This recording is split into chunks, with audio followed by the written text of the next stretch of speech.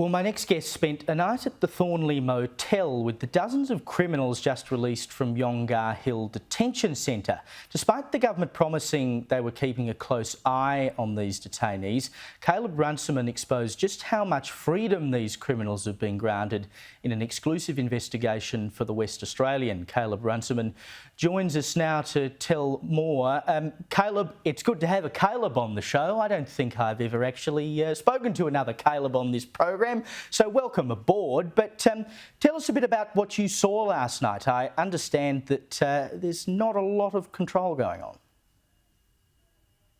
No, Caleb, there's always a first for everything. Pleasure to be with you today.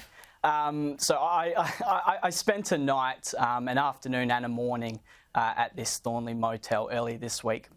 It was shocking, it was confronting.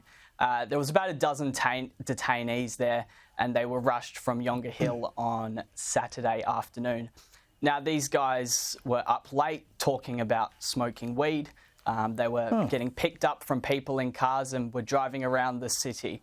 Now, this obviously comes as the government said they were keeping, a close watch on these people. It really didn't seem like that was the case.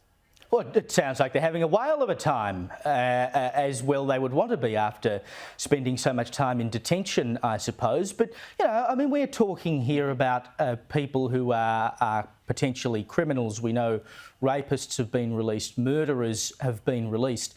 The fact that they're not having anyone keeping an eye on them, how are we meant to have any confidence that these people are under control, or even that the legislation that was introduced in Parliament today will touch the sides? It really was only until today that we saw the government acting on this. It came as, we had state and federal politicians saying that they were doing everything they could to keep the community safe. But it wasn't until today that they actually, put their foot down and showed some backbone, I think. Can I ask, did you feel unsafe at any point? Probably most definitely. The door wasn't deadlocked, for starters, in my motel room. When I arrived, first and foremost, there was no receptionist, there was no police, there was no Border Force representative that were supposed to be, keeping watch on these guys. So it ended up being that a guest at the hotel ended up lifting a pot plant up and handing me the keys to my room. I didn't even have to provide any form of identification. Yeah, I'm not joking. I was provided the keys and I walked straight into the room without providing any form of identification. So you basically just checked yourself in? Yep, pretty much. It's extraordinary. And I laugh because if I didn't laugh, I'd cry. Yeah. To add to that as well, there was a gate to the motel that was unlocked 24/7. I couldn't actually find the entry initially.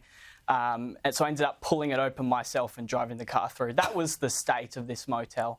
And this is where we're keeping these people. I can't get over it. And you've already got people in the community, victims of people who've been released, are feeling the effects of this. A report in your paper today, domestic violence victim in WA, who's had to go to the police to seek further security after finding out that her abuser is now out in the community free. And there another report of a rape victim who was told that her abuser would never see the light of day. She's had a call from police to say that he's now been released into the Brisbane community. And from everything we can assume, from what you've seen of how these people are being quote unquote monitored, you wouldn't be shocked to hear that one of these people has gone and reoffended, would you?